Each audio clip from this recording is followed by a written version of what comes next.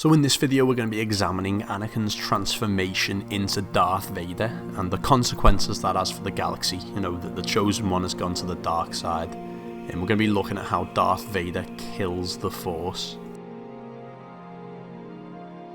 So first I think it's important to establish what the Chosen One means, and if you haven't seen my video already on that, I recommend you go and check that out and give a lot of context to this video. But essentially the Chosen One means that you are the embodiment of the Force. You embody the Force. You've got both dark and light side running through you. You embody both the dark and the light side of the Force. You are the balance between it. So it's exactly the same as the Father. Both Anakin and the Father embody this role. And if you haven't seen me Living Force Web video, I recommend you go and check that out as well, because that'll also give a lot of context to this video. But as we talked about in that video, life, the living force, is just one big web of power, with all threads that cross and bind all different things. And being the embodiment of the Force means that you are a point in that tapestry where all the threads cross. You have power over all those threads, you have power over the entire Force, both dark and light.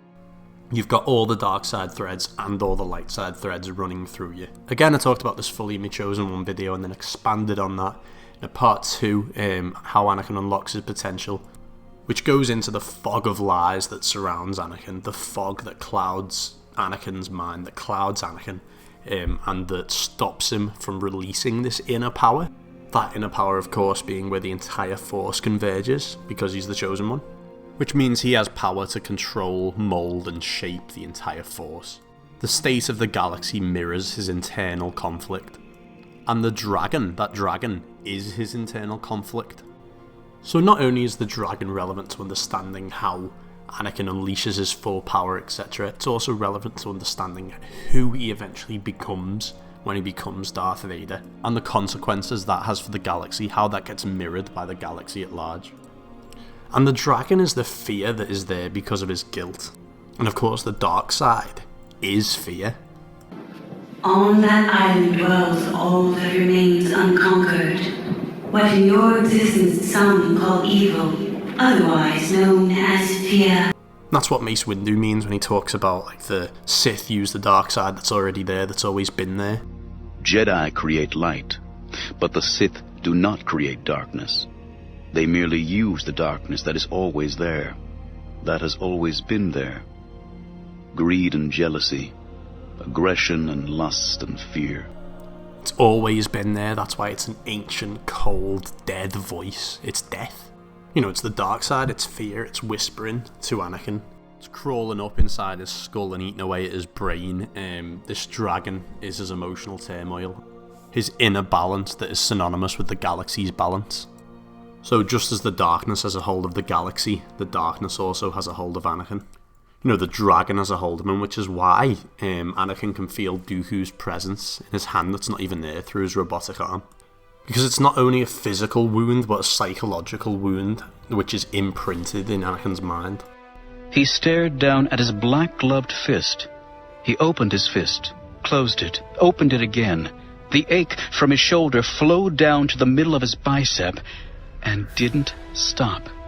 His elbow sizzled, and his forearm. His wrist had been packed with red-hot gravel, and his hand was on fire. But it wasn't his hand, or his wrist, or his forearm, or his elbow. It was a creation of jointed durasteel and electro-drivers. Anakin's lips drew back from his teeth. It hurts. What? Your replacement arm? When did you have it equipped with pain sensors? I didn't. That's the point. The pain is in your mind, Anakin. No. Anakin's heart froze over. His voice went cold as space. I can feel him. And this is a real thing as well. It's called phantom limb pain. And if we look at the definition of phantom limb pain and what it actually is, it is the perception of pain. It's a perception, it's a belief caused by that trauma. And of course that's what phantom means, a figment of the imagination. It's not real, it's all illusionary, which is the same thing that's set up with the dark side as well, and fear. Fear is an illusion. The dragon, Anakin's dragon, is an illusion, it's all in his mind. And that manifests physically through pain in his phantom limb. And the whole thing is, right, the dark side's always there, fear is always going to be there, but you have to choose not to give it power over you. And you can see this through Yoda in Season 6 of the Clone Wars. Dead you are already. And what stands before you? An illusion. Real you are not. You do not fear me. No. Exist you do not anymore.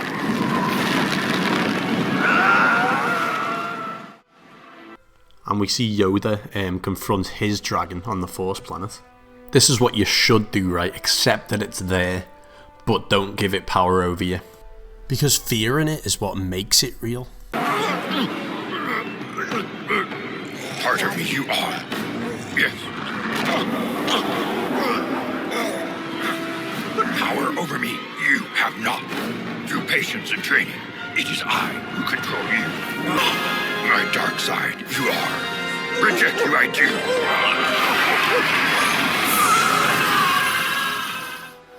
And if you do this, then it doesn't corrupt you, it doesn't rule you.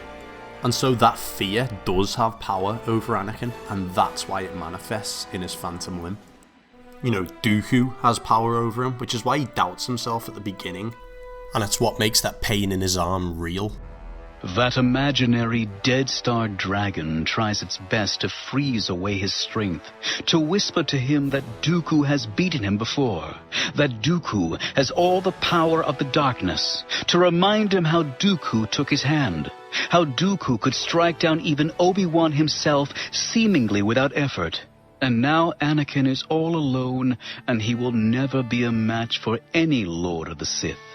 But it's all in his mind, right? In his mind, he's making it all real, he's giving it all power, but in reality, it's actually all an illusion. And that's all the dark side really is. And that's the nature of the dark side, that's what it's going to try and do. Get power over you, try and gain power over you. Because it needs a host, right? As we talked about in the Sith relationship video, the dark side needs a host. The dark protects us from what we dare not know. Its first gift is concealment.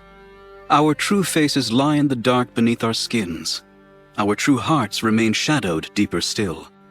But the greatest concealment lies not in protecting our secret truths, but in hiding from us the truths of others. The dark protects us from what we dare not know.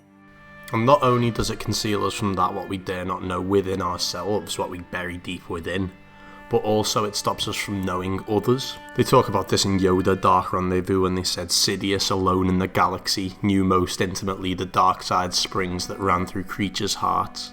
It's lonely, you're not going to have any force bonds. As I talked about in the corruption video, they're all going to break. But what's interesting there to me is it stops you from knowing yourself, your true self. And that's how you let go and become one with the Force, right? You have to know yourself and then let go. And that's what Yoda's doing in Season 6.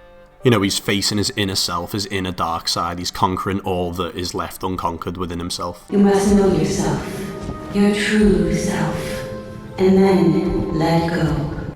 It's like they say in the moral for Season 5, Episode 6, he who faces himself finds himself. The dark side separates you from yourself, and you become more and more like the dark side. You lose yourself in the dark side as it gains more and more power over you, until the dark side takes you over and you're just the dark side. That's all there is to you, you've lost yourself. Which is why the qualities of the dragon can be seen in Sidious. It was Chancellor Palpatine. It was, and there were no droids to be seen. And his heart should have leapt within his chest, but Palpatine looked bad. The Chancellor looked beyond old, looked ancient like Yoda was ancient, possessed of incomprehensible age, and exhausted, and in pain, and worse. Anakin saw in the Chancellor's face something he'd never dreamed he'd find there, and it squeezed breath from his lungs and wiped words from his brain. Palpatine looked frightened. And that's why Anakin thinks it was someone else who killed the Sand People. It was out of his control entirely. It doesn't actually feel like it was him who did it. Each stared blindly, but only the murderer blinked. I did that. The murderer blinked again. Who am I? Was he the slave boy on a desert planet, valued for his astonishing gift with machines? Was he the legendary pod racer, the only human to survive that deadly sport? Was he the unruly, high-spirited, trouble-prone student of a great Jedi Master? The star pilot, the hero, the lover, the Jedi? Could he be all these things? Could he be any of them, and still have done what he has done? He was already discovering the answer at the same time that he finally realized that he needed to ask the question. So there's this separation there that the dark side causes, right? Like Anakin's slaughter of the Tuskens, he's already blocked that out. That feels as if it was someone else entirely who did it. He lost his mind. It wasn't him, it was the dark side. He lost himself to the dark side. It's the whole thing, oh, it wasn't me, it was the booze. That's literally what it means. But that's described as beyond his control, and killing Dooku was him. It was him who killed him. He made the decision to, because it was in that moment in the Dooku fight where he had clarity. He had control of the dragon fed his power. He wasn't a slave to it. I get more into this in the How Anakin Unlocks His Potential video. And Anakin is the balance between light and dark, right? He's the embodiment of the Force. The embodiment of balance. But what his killing of Dooku does, and his unshackling of the clouding, through Palpatine's words, don't fear what you're feeling, use it. The fact that he freed himself and then killed Dooku only drives a wedge between him and his Jedi training. And he feels guilty for killing Dooku. He can barely look Mace in the eye when Mace asks him how he died. Is there anything else to report, Master Kenobi? What of General Grievous? Count Dooku was there. Skywalker interjected. He had a look on his face that Mace couldn't decipher. Proud yet wary, even unhappy. Anakin, how did you do it? Inexplicably, young Skywalker looked distinctly uncomfortable. That newly confident presence of his collapsed as suddenly as an overloaded deflector. And instead of meeting Mace's eyes, his gaze flicked to Palpatine.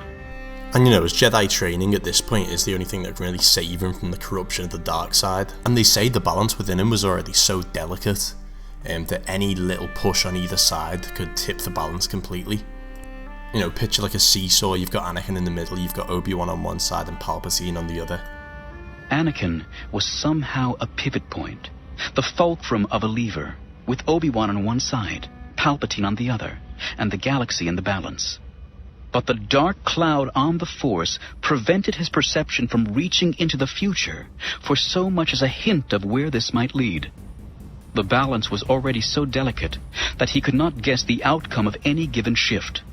But those clouds in Anakin's mind, those mental restrictions, they're not just mental restrictions. Well, they are mental restrictions, they are in his head, but that doesn't mean that they're not real. This built-up clouding can actually be perceived through the Force. Dooku sees Anakin, for example, as a raging storm cloud gathering strength. But it's only there because Anakin's given power to it, right, in his mind. Dooku's perception took the measure of those below him with exhilarating precision. Kenobi was luminous, a transparent being, a window onto a sunlit meadow of the Force. Skywalker was a storm cloud, flickering with dangerous lightning, building the rotation that threatens a tornado.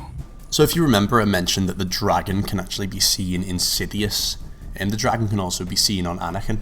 What's within can be perceived. These mental clouds can be perceived both around Anakin and in the galaxy around us. Because of course, what happens to Anakin happens to the galaxy. He's that fulcrum, that pivot point. And it's real in Anakin's mind, which makes it real in reality. Your focus determines your reality, and all Anakin's focus is this dragon. He's given it power, which causes even more separation. And so he spends all this time thinking oh, was this me? Was this the dragon? Oh, that was the dragon, this was me. And this is the first time that he sits back and he thinks, wait, this was me. Wait a minute, that was me who's done that. He's literally bipolar at this point. He's convincing himself that it was another person who killed the Sand People. He's convincing himself that this dragon is something separate from him.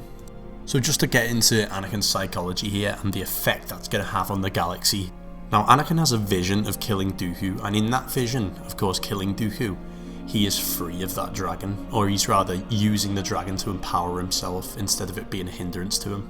So he's free, basically he's free of the dragon's clutches. And that's described as almost being like a different person in that vision, and when Anakin is so in his head thinking about that vision and he answers Kenobi, it almost sounds like a different person. And for a moment his mind was in the future, his mind was in that moment where he was free of the dragon, which actually freed him of the dragon in the present just for that second. So it's all about what's going on in his mind, right? Whatever has power over his mind is what's real. And of course his mind directly affects his internal imbalance, which of course Anakin's internal imbalance is synonymous with the balance of the galaxy. So that focus has a cause and effect relationship with the entire Force.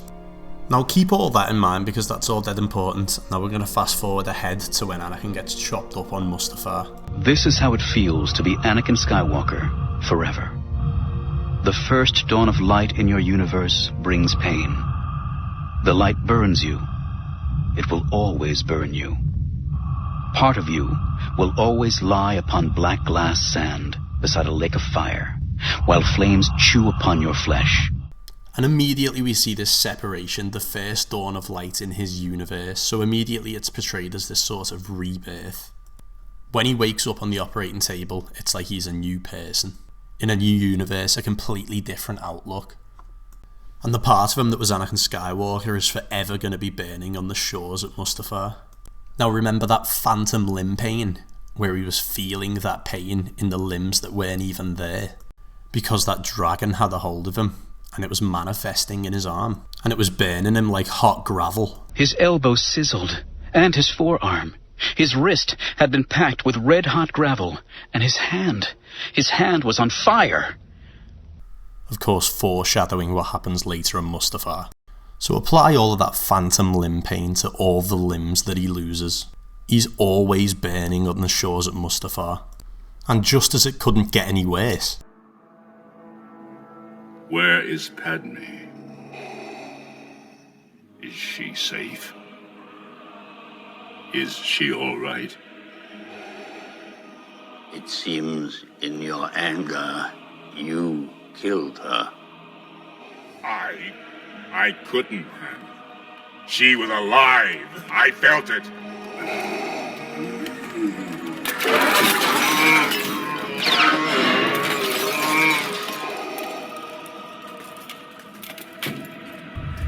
This burns hotter than the lava had. No, it is not possible. So all of that eternal pain that he's in after his injuries just gets doubled, or worse essentially. You know, after he gets the news that Padme is dead. That news burns hotter than the lava did, inflicts more mental damage on him than the lava did. You loved her. You will always love her. You could never will her death. Never. But you remember all of it. You remember the dragon that you brought Vader forth from your heart to slay. You remember the cold venom in Vader's blood. You remember the furnace of Vader's fury and the black hatred of seizing her throat to silence her lying mouth. And there is one blazing moment in which you finally understand that there was no dragon, that there was no Vader, that there was only you, only Anakin Skywalker, that it was all you, is you, only you. And then he realises that there never was a dragon, it was literally just him all along. And now all he's ever going to have is himself. Because, as we mentioned before, the dark side's lonely. It stops you from knowing others. It stops you from being connected to that web of life. But he's also lost himself, right? He's lost who he was. The dragon now has complete dominance over him. It owns him. And the whole reason Anakin brought Vader forth from his heart was to slay the dragon. But now he is Vader, and it's too late. He knows it's all the same person, he knows it was all just him, and he comes to understand that. And remember how Anakin saw the dragon in Palpatine. And then Palpatine is later described as the Shadow. And the dragon, the Shadow, it's all just the dark side. The shadow's not just a personal struggle for Anakin, but a physical representation of the Sith's influence over Anakin and the galaxy. It's Palpatine. It's the dark side. And remember, Anakin is the embodiment of the Force, so it's all still just the dark side within Anakin. It's all just Palpatine's hold over Anakin, and that determines his hold over the galaxy. But Palpatine, aka the dark side, is all Vader has now. You did it. You killed her. You killed her because finally, when you could have saved her, when you could have gone away with her, when you could have been thinking about her, you were thinking about yourself. It is in this blazing moment that you finally understand the trap of the dark side, the final cruelty of the Sith. Because now yourself is all you will ever have. And you rage and scream and reach through the Force to crush the shadow who has destroyed you. But you are so far less now than what you were. You are more than half machine. You are like a painter gone blind, a composer gone deaf. You can remember where the power was, but the power you can touch is only a memory. And so with all your world-destroying fury, it is only droids around you that implode, and equipment, and the table on which you were strapped shatters. And in the end, you cannot touch the shadow. In the end, you do not even want to. In the end, the shadow is all you have left. Because the shadow understands you. The shadow forgives you. The shadow gathers you unto itself, and within your furnace heart, you burn in your own flame. This is how it feels to be Anakin Skywalker. Forever. And so Vader is forever burning in his own flame. The part of him that was Anakin is always burning on Mustafar. He's constantly feeling that in his entire body. And it's exacerbated tenfold, obviously, with all the news that Padme died and everything. But Anakin Skywalker died that day on Mustafar. Anakin Skywalker died on Mustafar. It was a rebirth for him on that operating table.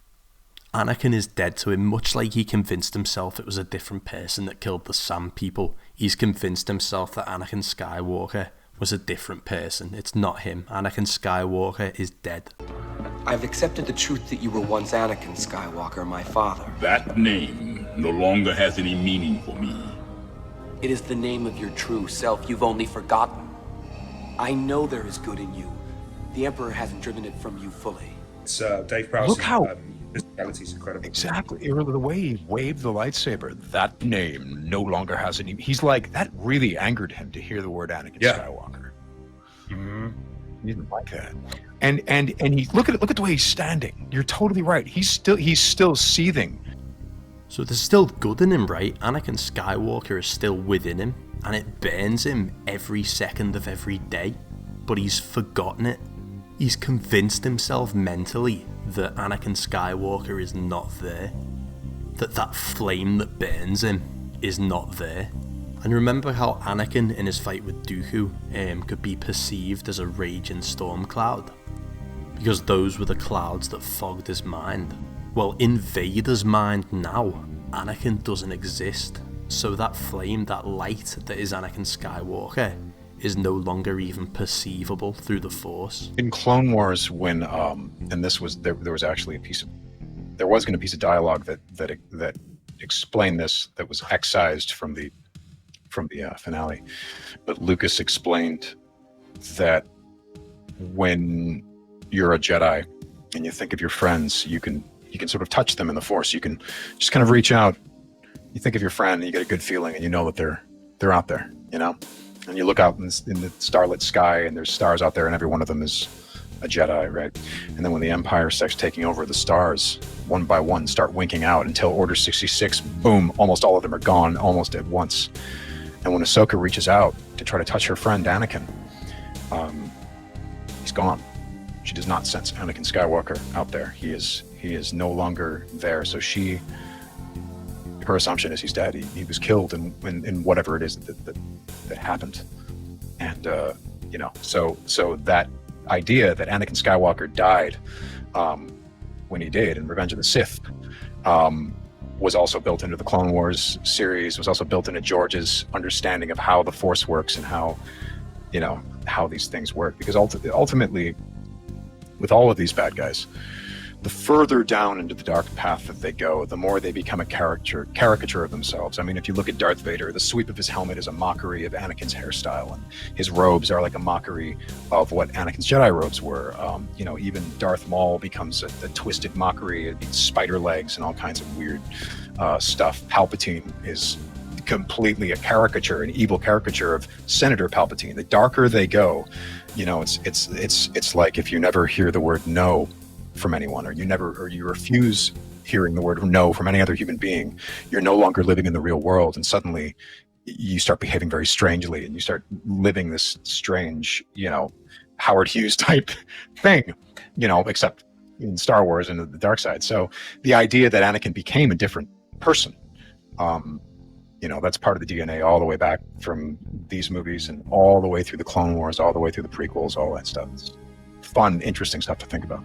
So Anakin Skywalker is gone. Vader's buried the memory so deep within that it's not even perceivable through the Force anymore. That fairness heart that was Anakin Skywalker that's constantly burning him every second of every day. It's interred with him and inseparable from him. Anakin was gone. A memory so deeply buried he might have dreamed rather than lived it. The Force as Anakin knew it was interred with him and inseparable from him. Just as Sidious promised, he was now married to the Order of the Sith. And it's the Force that Anakin had known, the Force the Jedi had known. That power that's been sucked out of the universe for everyone else is still interred with Anakin. And what interred means is in a grave or a tomb. So essentially, Suit Vader, Darth Vader in the suit, is the tomb of the Force. That's what Darth Vader in the suit represents. The suit is the Force's tomb, obviously because he's the embodiment of the Force, and it burns him constantly. And that's one of the mental flaws within Vader, is that rather than use that pain, like Kaidos for example, embrace the pain. Starting today, Darth Kaidos was going to rule not through anger or fear or even bribery, but as every true Sith Lord should, through patience and love and pain. Rather than embrace the pain and use it to fuel his strength and beat Sidious, instead of doing that, he chooses to forget the pain and ignore Anakin Skywalker and pretend it was a different person. And so Anakin Skywalker can't even be perceived through the Force at all, right? Which reminds me of that line that Palpatine gets in Revenge of the Sith. He showed nothing of what might be within. It's the same with Suit Vader. He showed nothing of what might be within. Though seen with the eyes of the dark side itself, Palpatine was an event horizon. Beneath his entirely ordinary surface was absolute, perfect nothingness. Darkness beyond darkness. A black hole of the Force. So Vader shows nothing of what might be within. He's trying to be truly empty. He's convinced himself that he's truly empty, but he's not, right? He's always got that constant flame that's burning him. The fire that was Anakin Skywalker is always eating away at him, but he's convinced himself. And he's constantly getting darker and darker. He's constantly clouding it out more and more in his mind and just forgetting about it. And again, not using it to fuel his power. And there's two options for Vader, right? He could embrace this pain, like Jason Solo does, for example, and use that to fuel his power. Or he could truly empty himself of Anakin Skywalker, but he can't do either one of those. Because to embrace the pain, he'd have to find pleasure in the memories of Anakin Skywalker, and that actively pisses him off. He doesn't want to hear it. But also to fully empty himself, he'd have to be fully empty, and he's not. He's a good person deep down, isn't he? Anakin Skywalker is inseparable from him, which also plays a role in why he can't embrace the pain. So Vader's just sort of stuck. Not only is he physically handicapped, but he's also mentally handicapped as well. And all those mental handicaps manifest physically, because he's making them all real in his mind. So Vader's just fucked, to be honest. And just relate it to real life, right? Like, you get yourself into a sticky situation, you dig yourself a hole. Like, Vader's digging himself a hole that he just can't get out of. He's fucked himself, and now he's just a slave. That's what it means when they say fear leads to anger, and anger leads to hate. Hate leads to suffering, and that's what Vader in the suit represents. And that's what Vader in this situation in the original trilogy represents, the suffering. And being the chosen one, being the embodiment of the Force, it's not just him who suffers for it, it's the entire galaxy, it's the Force itself. He is the defining factor for the Force in the galaxy. No, that's the whole reason why Sidious wanted them in the first place. He unlocks the dark side's potential. I've done a video on this.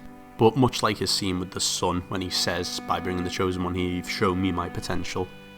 And that's just metaphor for Anakin bringing out the full power of the dark side. So that's why Sidious wants Anakin.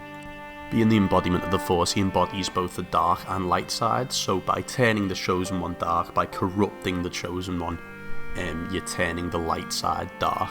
And you know, that's why we get lines like in Season 7, Ahsoka says, like, what do you want with Anakin Skywalker? To bring balance to the Force? Like, and Maul's like, no, to destroy the Force.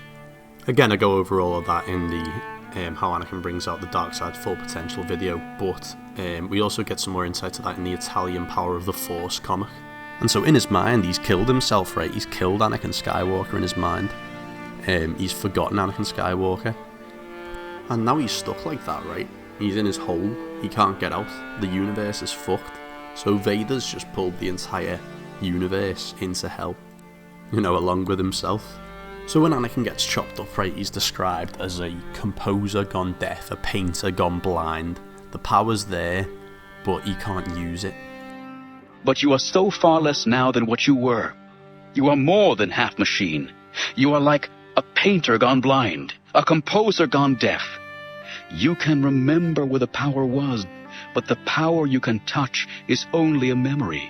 You know, and George Lucas says that everyone in the prequel trilogy is more powerful and a better fighter than everyone in the original trilogy. So, you know, Darth Vader is weaker than Qui-Gon Jinn, he's weaker than Phantom Menace Kenobi.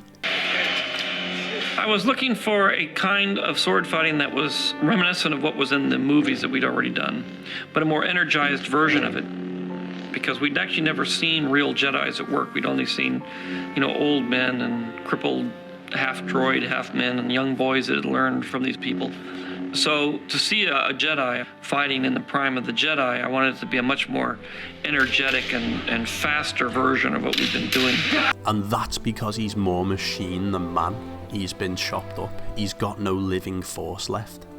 But why does Sidious maintain that Vader is perfect? Because he says he's perfect when he's fighting Dooku.